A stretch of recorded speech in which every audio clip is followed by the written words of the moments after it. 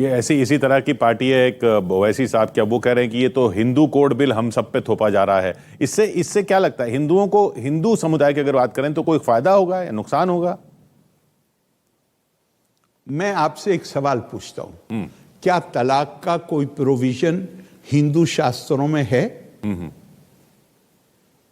तलाक का कोई प्रोविजन जी कोई क्या हिंदू लॉ में जो शास्त्रों पर आधारित है, क्या उसमें कोई प्रोविजन है? देश के कुछ हिस्सों को छोड़कर क्या महिलाओं को संपत्ति में अधिकार क्या हिंदू कानून में था? नहीं था। तलाक का अधिकार नहीं था। तो अगर आज जो कानून देश में लागू है उसमें जो तलाक का प्रावधान है वो कहां से आया? वो दूसरे कानूनों से आया ना। जैसे मुस्लिम कानून है या जूइश लॉ है। एक बात ध्यान रखिए, आज भी हम अपनी सारी संस्थाओं को कहते हैं, एक दूसरे पे नजर डालिए। आपको ये अधिकार है, अगर आपको ये चिंता है कि आप हिंदू कोई चीज आपके दिल में उसके लिए जगह नहीं है, मैं सख्त शब्द नहीं प्रयोग कर रहा, तो आप अपनी बताइए और ये प्रूफ करिए कि ये औरों से बेहतर है। लोग उसे स्वीकार कर लेंगे। मौजूदा दौर में जब हिंदू कोड बिल बना तो तलाक का सिद्धांत स्वीकार किया या नहीं किया? महिलाओं को प्रॉपर्टी में जो अधिकार दिया वो शास्त्रों में तो नहीं था। ये तो मॉडर्न पीस ऑफ लेजिस्लेशन है। हिंदू नाम तो इसको इसलिए दिया गया था, ये आश्वासन देने के लिए मुसलमानों को कि ये तुम्हारे ऊपर लागू नहीं होगा। अब बात मिसाल के तौर पे HUF है। अब आप तो कहिए कि भाई आप भी HUF का फायदा उठा लीजिएगा अगर UCC बनता है तो। या तो HUF का फायदा हर कोई उठाएगा या कोई भी नहीं उठाएगा, लेकिन यहां पर कोई उसका अध्ययन करने को भी तैयार नहीं है। वो तो सिर्फ हमें विरोध करना है। क्यों विरोध करना है? ताकि हम एक वर्ग को यह बता सकें कि तुम्हारी धार्मिक आस्था पे हमला हो रहा है।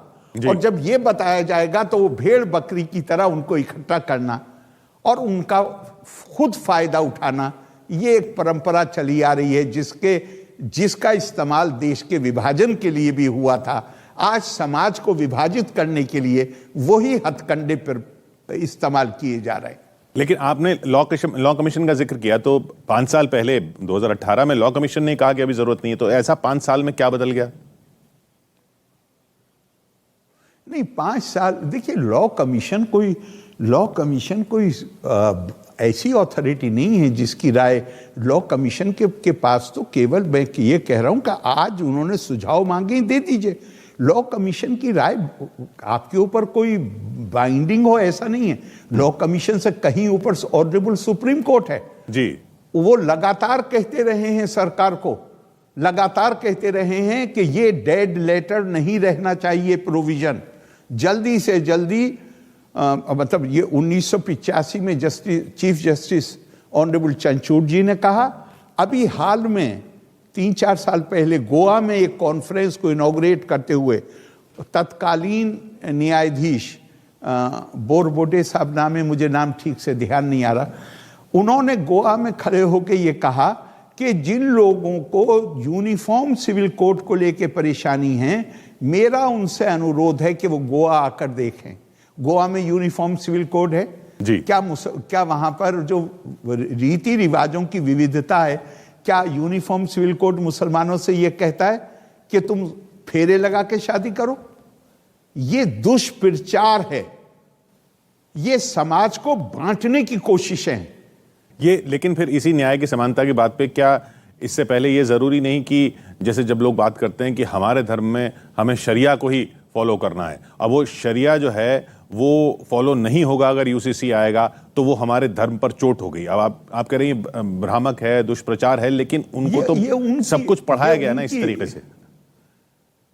भाई ये उनकी अपनी जाती राय है। आप इस तरह करके देखिए, भारत का बंटवारा हुआ 1947 जी। क्या बातें कही गई थी? हमारा धर्म खतरे में होगा, हमारी शरीयत खतरे में होगी, हमारी संस्कृति खतरे में होगी, हमारी जुबान खतरे में होगी। 1947 में देश का बंटवारा हुआ, पाकिस्तान बना। पाकिस्तान ने कितने साल के अंदर उस पर्सनल लॉ बोर्ड को, उस पर्सनल लॉ को बदल दिया जिसको ये शरीयत कह रहे हैं। 1962 में उन्होंने ट्रिपल तलाक पर पाबंदी लगा दी। 1962 में उन्होंने पॉलीगैमी को रेस्ट्रिक्ट कर दिया। तो वो अब पाकिस्तान में बनने के बाद इस्लाम कुछ और हो गया। श्रीलंका में यही कानून लागू था। श्रीलंका के मुसलमानों ने अब से 10-11 साल पहले अंग्रेजों का बनाया हुआ कानून, यही कानून वहां भी लागू था। उन्होंने सरकार को ज्ञापन दे के कहा, सरकार ने वहां पहल नहीं करी, सरकार को ज्ञापन दे के कहा कि ये कानून हमारी प्रगति में, हमारे विकास में अवरोधक बना हुआ है, इसको बदलिए। और वहां बदल गया। दुनिया के मुस्लिम मुल्क, अरब मुल्क, वहां पे ये प्रोसेस कब शुरू हुआ है इस कानून में सुधार का? अब से 200 साल पहले। भारत दुनिया में अकेला देश है जहां पे हमें तो ये बताया जाता है कि इस्लाम पूरी दुनिया में एक है।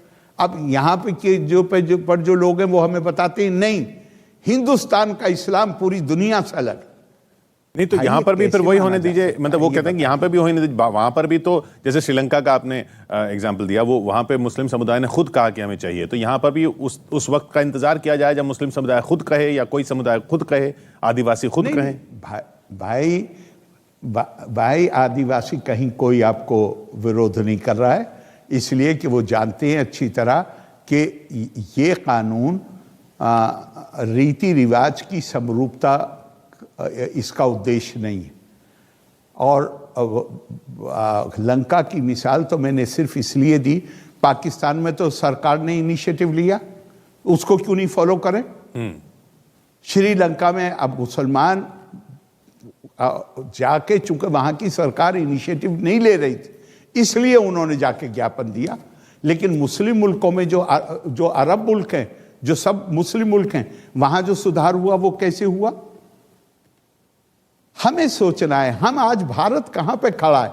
भारत आज उस पायदान पे खड़ा है जहां दुनिया भारत को उभरती हुई शक्ति के तौर पे देख रही है।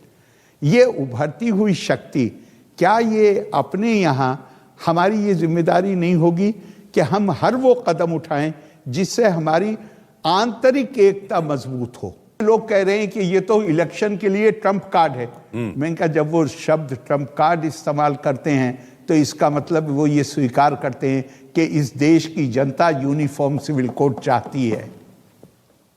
लेकिन ये भी तो हकीकत है ना कि चुनाव है और वो जो आप कह रहे हैं भ्रम है या जो दुष्प्रचार है, उस पर भी वोट पड़ेंगे और उन वोटों को भी कुछ इलाकों में भुनाया जाएगा।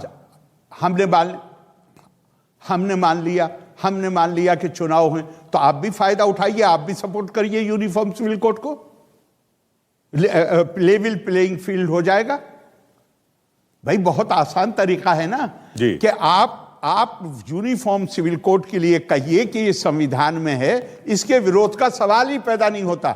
हम तो ये देखना चाहेंगे कि प्रावधान क्या है जी, ये कहिए ना जी। आप तो सिद्धांत रूप में यूसीसी का विरोध कर रहे हैं, तो आप तो अपने आप को वल्नरेबल बना रहे हैं। आप कहिए कि सिद्धांत स्वीकार, लेकिन हम प्रावधान देखना चाहते हैं, वो तो मेरी बात समझ में आ सकती है। वो प्रावधान तो अभी आएंगे, वो तो अभी लॉ कमीशन पे जाएगा। वो तो सुझाव गए हैं, बता रहे 19 लाख सुझाव गए हैं। नहीं आएंगे, केवल आएंगे नहीं, भारत के हर नागरिक को, खास तौर से नेताओं को, पार्टियों को यह अधिकार है वो अपना मुसव्वदा खुद पेश कर देना, उस पर भी चर्चा हो जाएगी।